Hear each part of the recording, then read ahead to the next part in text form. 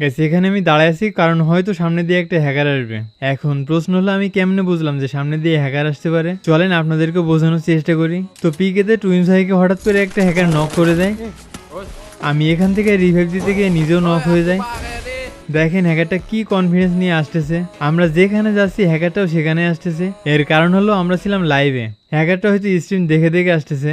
এরপর রিভাইভ পাওয়ার পর ভাবলাম একটু দূরে নেমে লুট করে নি আগে। তো সামনে আবার এনিমি, টুইনস ভাইরে বললাম আপনি ফাইট নেন, আমি ব্যাকআপ দিচ্ছি। কিন্তু এর পরেই হঠাৎ মনে পড়ে গেল হ্যাকারটার কথা।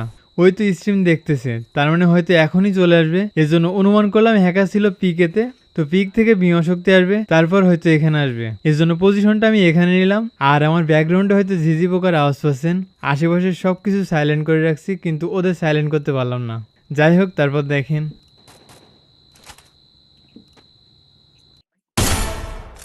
तुम भी थोड़ा सा दे दो, बम दे दो अगर को।